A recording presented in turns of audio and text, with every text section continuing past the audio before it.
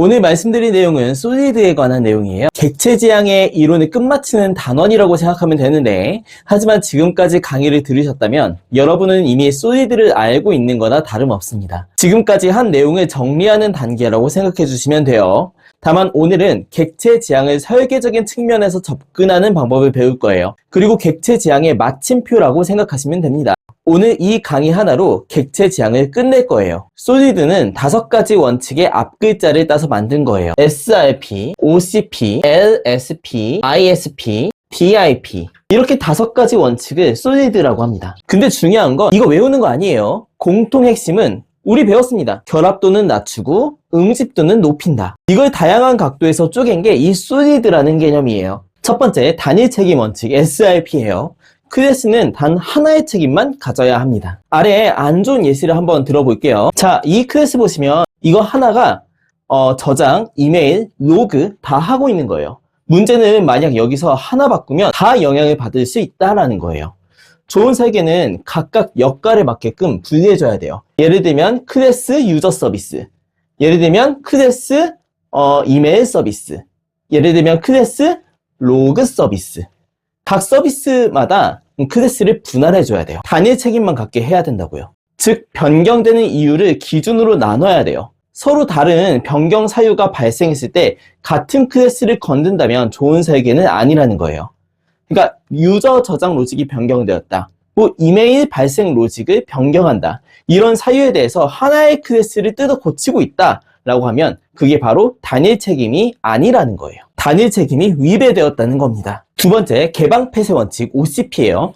확장에는 열려있고 수정에는 닫혀 있어야 한다. 이건 실무에서 진짜 좀 중요한 개념이라고 생각을 해요. 문제가 되는 예시를 한번 보도록 할게요. 짠! 이 코드는 결제 방식이 추가될 때마다 코드를 계속 수정해야 되는 거예요. 위험해요. 수정 사항이 발생하면 기존 코드가 깨져버리고요. 위 프로세스에 대해 테스트를 다시 해야 돼요. 그럼 이 코드를 어떻게 해야 될까요? 앞 강의들을 봤다면 제가 입 아프도록 많이 보여드리고 설명드린 코드예요. 인터페이스를 만들고 인터페이스를 받아서 기능을 추가하고 확장했죠. 새로운 결제 방식이 나오면 또 다른 구현체를 만들면 되는 거예요. 즉 다형성을 이용해서 확장한다고요. 핵심은 새로운 기능은 추가만 하고 기존 코드는 건드리지 않는다. 즉 변경이 아니라 확장으로 대응해야 합니다. 세 번째, 리스코프 치원 원칙 LSP. 자식은 부모를 대체할 수 있어야 합니다. 이건 조금 추상적인데 쉽게 설명드릴게요. 문제가 되는 예시를 한번 확인해 보겠습니다. 카드를 취소하는 구현체고요. 이런 상속관계가 있다고 볼게요. 이 클래스에서 재정의 했죠. 결제 취소 기능이 있는 반면 어떤 건 취소 불가라는 예외 처리 기능으로 재정이 되어 있어요. 근데 뭐가 문제일까요? 해당 결제 취소 메서드가 있는데 보통 이렇게 메서드를 작성하면 어떤 구현체가 들어가도 결제 취소 기능을 기대하고 있는 거예요. 일반적으로 그렇죠. 다만 취소와 다른 역할하는 메서드가 존재해요. 타입만 같고 행동이 다르다고요. 애초에 취소 불가능한 예외를 이런 메서드에 넣으면 안 되죠. 이런 건 따로 분리를 해줘야 되는 거예요. 즉 부모의 계약을 자식이 깨면 안 돼요. 즉 행위의 일관성을 보장하는 원칙이 바로 이 리스코프 치환 원칙입니다. 네 번째, 인터페이스 분리 원칙 ISP. 클라이언트는 필요 없는 메서드에 의존하면 안 돼요. 이건 동물을 좀 예시로 들어볼게요. 쉽게 갑시다. 문제가 되는 인터페이스를 보여드릴게요. 물고기한테 fly를 강요하나요? 인터페이스 같은 경우에는 분리해줘야 돼요. fly가 이 fly업을 들어가고 스윙이 이 스윙업을 들어가면 되겠죠. 어떻게 보면 SRP의 단일 책임 원칙과 비슷하지 않나요? 그럴 수 있어요. 다만 SRP는 책임을 쪼개는 원칙이고 ISP는 사용하지 않는 기능을 강요하지 않는다, 이런 원칙이라고 생각하시면 돼요. 둘 다 비슷해 보이지만 SRP는 클래스의 내부 설계에 관한 거고 ISP는 인터페이스 설계에 대한 관점이에요. 핵심은 인터페이스는 최대한 적게 쪼개야 돼요. 성격에 맞게요. 즉 쓰지도 않는 기능을 강요하지 마라 입니다. 다섯 번째 D, 의존 역전 원칙 DIP.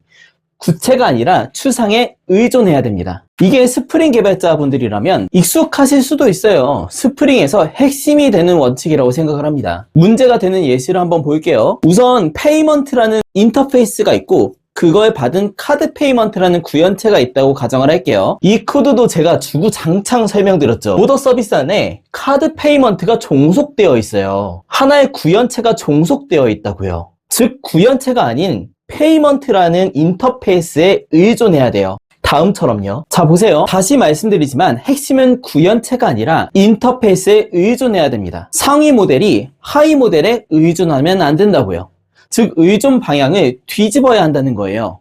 자 스프링 보시면 우리가 서비스 인터페이스를 만들고 골뱅이 서비스 어노테이션을 줍니다. 그 이후에 컨트롤러나 다른 서비스에서 오토와이어로 빈에서 불러오죠. 그게 바로 서비스 인터페이스를 사용하기 위해 주입한 거예요. DI, Dependency Injection 하는 거라고요. 자, 정리해 볼게요. 연결 구조를 보시면 SRP, 역할 분리하고 OCP, 확장 구조, LSP, 올바른 상속, ISP, 인터페이스 최소화, DIP, 의존성 제어. 최종 핵심은 유연하고 확장 가능하고 유지보수 쉬운 코드를 만드는 게 핵심이에요. 코딩할 때 우리는 이걸 목표로 둬야 된다는 거예요. 잠깐 스프링 얘기를 또 해볼게요. 죄송해요. 제가 스프링 백엔드 개발자라 가지고 아까 말씀드렸죠. 인터페이스 기반, DI, Dependency Injection, 빈 관리 이게 전부 솔리드를 자동으로 지키게 만들어주는 구조예요. 솔리드는 이론이 아니라 이미 여러분이 매일 쓰고 있는 개념이라고요. 오늘 내용을 다 외우려고 하지 마세요. 진짜 중요한 건 코드를 짤 때 계속 생각하는 거예요. 이 클래스 책임 하나인가? 수정 없이 확장이 가능한가? 인터페이스로 분리를 했나? 저 좋은 개발자는 말이에요. 코드를 많이 짜는 사람은 아닌 것 같아요. 코드를 안 깨지게 짜는 사람이라고 저는 생각을 합니다.